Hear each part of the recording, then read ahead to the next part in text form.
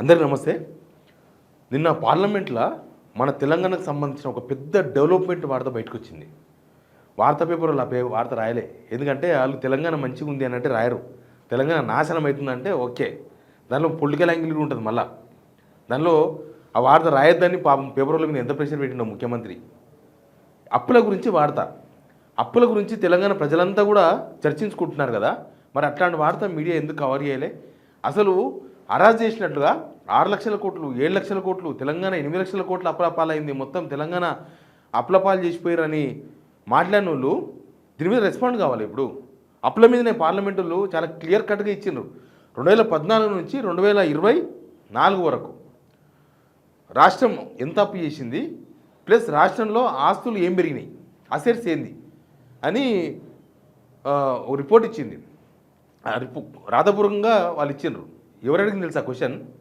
BJP MP Raghunandan Rao గారు ఇచ్చారు. వకీల్ BJP MP, Medak MP Raghunandan Rao question వేస్తే పార్లమెంట్లో రాతపూర్వకంగా సెంట్రల్ గవర్నమెంట్ ఇచ్చింది. మీకు ఆ వార్త చూపిస్తా నేను. మీరు మా వార్తలు నచ్చితేనే సబ్స్క్రైబ్ చేయండి. మా వార్తలు ఇంకా మీకు కావాలంటే సబ్స్క్రైబ్ చేయండి.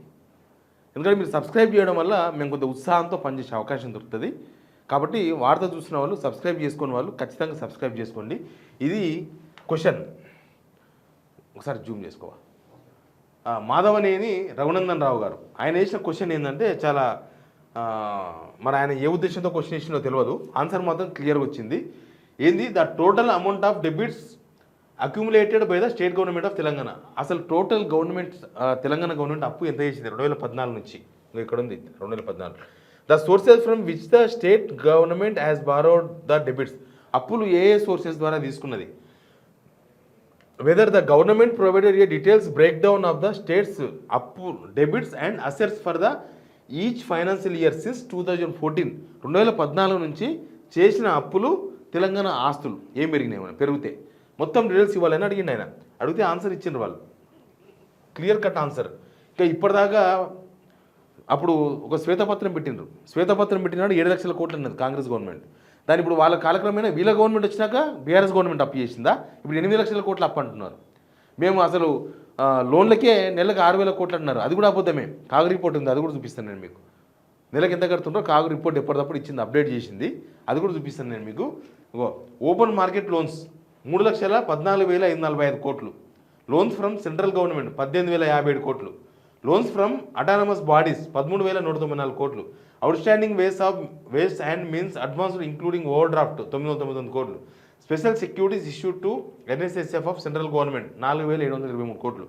టోటల్ పబ్లిక్ డెబిట్స్ 31/2003 మార్చ్, అంటే ఈ గవర్నమెంట్ వచ్చిన తర్వాత చేసిన అప్పులతో కలిసి 2024 మార్చి 23, అంటే వీళ్ళ గవర్నమెంట్ అప్పటికే వచ్చి 5 నెలలు అయింది. అప్పటికే మస్తు అప్పు అయింది. 5 నెలలకే వీళ్ళు దాదాపు ఒక 60,000 కోట్లు అప్పు చేసినట్టున్నారు. 3,50,520 కోట్లు మొత్తం అప్పు. దీనిలో కాంగ్రెస్ గవర్నమెంట్ చేసిన అప్పు దగ్గర 40,000 కోట్ల అప్పు ఉంది. వీళ్ళు వచ్చింది నవంబర్ 7 కదా. నవంబర్ 7 నుంచి నవంబర్ 30 ఎలక్షన్ మనకు. డిసెంబర్ 7 నుంచి డిసెంబర్, జనవరి, ఫిబ్రవరి, మార్చి 4 నెలలు కలిపి 40,000 కోట్లు అప్పు పోతే 3,10,000 కోట్లు. తెలంగాణలో 10 సంవత్సరాలు అయింది. 3,10,000 కోట్లు గుర్తుపెట్టుకోండి. ఈ లెక్కలు పార్లమెంట్ ఇచ్చింది కాబట్టి మనం ఇంత క్లియర్గా మాట్లాడగలుగుతున్నాం. ఇది ఫైనల్. ఇంకా పార్లమెంట్ చెప్పిందే ఫైనల్. ఇంకా మహేష్ కుమార్ గౌడ్ చెప్పిందో లేకపోతే శ్రీధర్బాబు చెప్పిందో ఇది కాదు లెక్క. పార్లమెంట్ చెప్పిందే లెక్క. ఈ వంకాయలు టెంకాయలు చెప్పే లెక్కలు కాదు. వీళ్ళు చెప్పేయన్ని కూడా పొలిటికల్గా తప్పించుకోనికే. నువ్వు దొంగ అంటే లేదు, అంతకుముందనే పెద్ద దొంగ అని చెప్పే ప్రయత్నం. ఏంది ఇప్పుడు? ఆస్తులు అంటే ఇవి ఇయర్ వైజ్ డెబిట్స్, అప్పులు ఇవి 2014 నుంచి 2024 వరకు మొత్తం ఎంత అప్పులు చేసిండ్రు అనేది ఇక్కడ ఉంది. తర్వాత ఇక్కడ అసెట్స్ కూడా ఉంది, ఆస్తులు కూడా ఉన్నాయంట. మన రాష్ట్రం ఆవిర్భవించినప్పుడు తెలంగాణ ఆస్తులు 83,142 కోట్లు.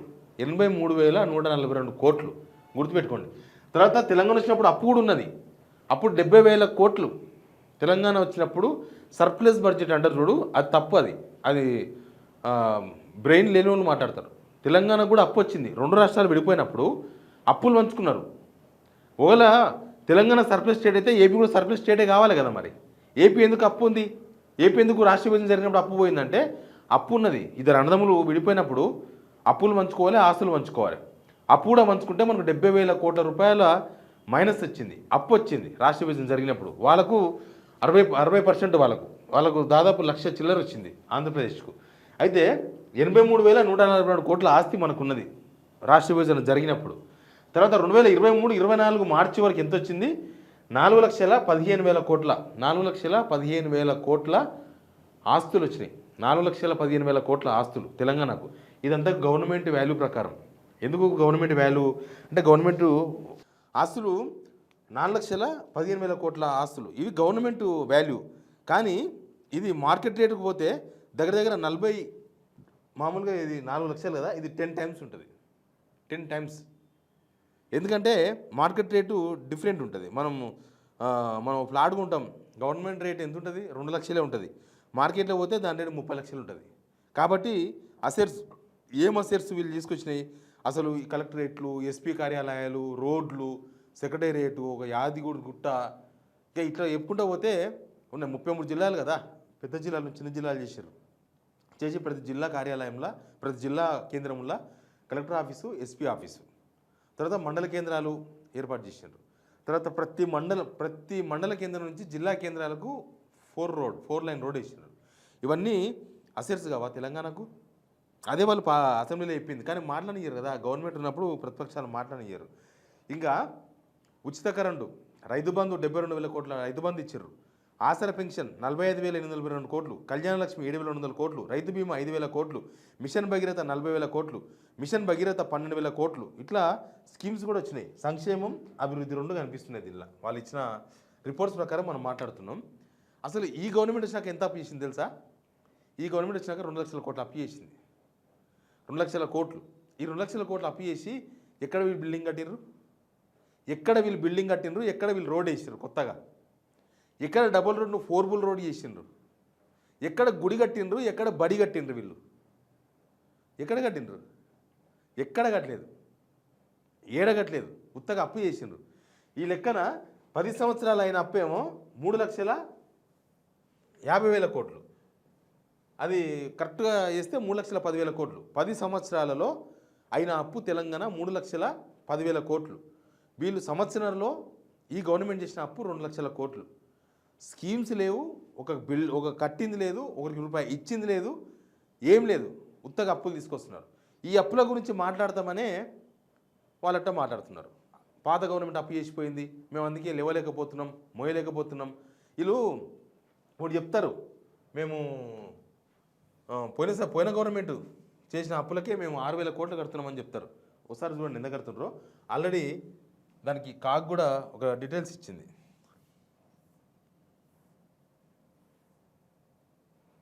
ఇంకో ఇది CAG expenditure and interest payments ఎంత కడతారంటే తెలుసా? మొత్తం ఇది 2025, 26, 2024, 25 ప్లానింగ్. ఇదంతా కూడా ప్లానింగ్. ఇంకో ఈ సంవత్సరం 2025, 26లో ఏప్రిల్ 2,260 కోట్లు, మే 1,105 కోట్లు, జూన్ 2,600 కోట్లు. యావరేజ్గా వీళ్ళు కట్టేది 2,000 కోట్ల ఇంట్రెస్ట్. అసలు బడ్జెట్లో వీళ్ళు పెట్టిన బట్టి విక్రమార్క అప్పులకు మిత్తిలు ప్లస్ ఈఎంఐలు కలిపి 19,000 కోట్ల రూపాయలు పెట్టినారు. వీళ్ళు చెప్పేదేమో నెలకు 6,000 కోట్లు కడుతుంది, తప్పించుకొని చెప్తున్నారు. ఇంట్లో కొడుకుంటాడు చెడిపోయింది అనుకో, అటు బయట జూదం ఆడుతున్నాడు, లేకపోతే అమ్మాయిల దగ్గర పోతున్నాడు, లేకపోతే ఏదో బెట్టింగ్ యాప్లో పెడుతున్నాడు పైసలు. అప్పుడు ఇంట్లో ఏం చెప్తారు తెలుసా? నాకు జీతం ఇస్తలేడు మా సారు, జీతం ఇస్తలేడు, జీతం వస్తుంది నాకు పడేస్తాడు. తర్వాత అప్పు కూడా చేస్తుంటాడు ఆ కొడుకు. అప్పు ఎందుకు చేస్తున్నారు అబ్బాయి అంటే, నాయన అప్పు చేయలేదా? వాళ్ళ ఆయన అప్పు చేసి భూమి కొన్నాడు, వాళ్ళ ఆయన అప్పు చేసి ఎడ్లు కొన్నాడు, గొడ్లు కొన్నాడు, వాళ్ళ ఆయన అప్పు చేసి ఈ పిల్లగాన్ని పెద్దోని చేసిండు. ఈయన దేనికోసం అప్పు చేస్తుండు? నీవు అప్పు చేస్తున్నావు ఏంది రాబాయ్ అంటే దానికోసం నాయన పేరు చెప్తాడు. ఇప్పుడు రేవంత్ రెడ్డి ప్రభుత్వం పని అదే. వీళ్ళు అప్పు చేసి ఏం చేస్తున్నారో తెలియదు. ఇంట్రెస్ట్ 2,000 కోట్లు కట్టుకుంటా మేము 6,000 కోట్లు కడుతున్నామని చెప్తారు. ఇంకో పోయిన సంవత్సరం 1,800 కోట్లు, 2,200 కోట్లు, యావరేజ్గా 2,000 కోట్లే కడుతున్నారు ఇంట్రెస్ట్ కూడా. అసలు ఈ వార్త మనకు ఈరోజు మీడియాలో ఎంత కవరేజ్ వచ్చింది తెలుసా? ఈనాడు ఈ వార్త రాయలే, ఆంధ్రజ్యోతి ఈ వార్త రాయలే. వాళ్ళకి 2 యాంగిల్స్ ఉంటాయి. 2 యాంగిల్స్ ఏంటంటే తెలంగాణ తక్కువ అప్పు ఉంది అని అంటే అవతల ఏపీ ఎక్కువ అప్పుల పాలైంది మనకన్నా.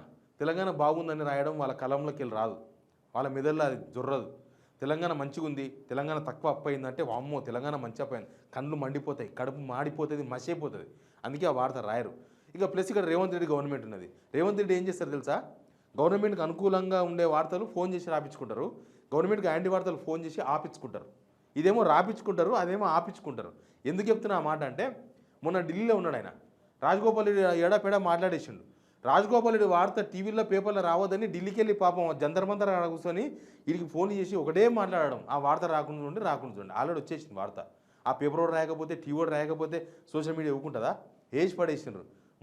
అసలు ఆ రోజంతా మనసులో మనిషిలాగా లేడు, వేసి పడేసిన తర్వాత ఇప్పుడు ఈ అప్పుల వార్త గురించి కూడా మేము 8 లక్షల కోట్లు అంటుంటే పార్లమెంట్ ఏంది 3.5 లక్షల కోట్లు అంటది, దానిలో మరి మాధవ్ 5 నెలల అప్పు ఉంది, వాళ్ళకి 3,10,000 కోట్ల అప్పు వస్తుంది కాబట్టి రాయొద్దని చెప్పినట్టున్నాడు. అందుకే పేపర్ వాళ్ళు భయపడి రాయలే. ఈ వెలుగైన ఏడు రాసింది తెలుసా? మామూలుగా ఇదే పార్లమెంటు తెలంగాణ 8 లక్షల కోట్లు 10 లక్షల కోట్లు అప్పు చేసిన 2014-24 వరకు అంటే బ్యానర్ ఐటమ్ ఉంటుండే. ఎందుకు 7 లక్షల కోట్లు అని చెప్పినా బ్యానర్ ఐటమ్ ఉంటుండే. మరి తెలంగాణ తక్కువ అప్పు ఉంది అన్నప్పుడు సంతోషంగా రాయలే కదా? రాసిండా? ఏడ రాసిండు వార్త? వీళ్ళు ఎవరి కోసం రాస్తున్న వార్తలు? ఇప్పుడు జనమంతా మాట్లాడుకుంటున్నారు కదా అప్పుల గురించి, మన తెలంగాణ అప్పుల పాలైంది ఏం కదా, ఒక్కొక్కరు మేధావుల్లాగా బయట మాట్లాడుతుంటారు. అవును, వాళ్ళు అప్పు చేసిపోయినప్పుడు మనం చూడాలి కదా. ఇంకో ఇక్కడ రాసిండు ఎన్నో పేపర్లా, మూడో పేపర్లా చిన్నగా 4 లైన్లు పెద్దగా ఎవరు కనబడవద్దు, వార్త మిస్ కావద్దు. మళ్ళీ రేపన్నా అడుగుతారు కదా, టీఆర్ఎస్ పాలన ముగిసే నాటికి అప్పులు 3.5 లక్షల కోట్లు.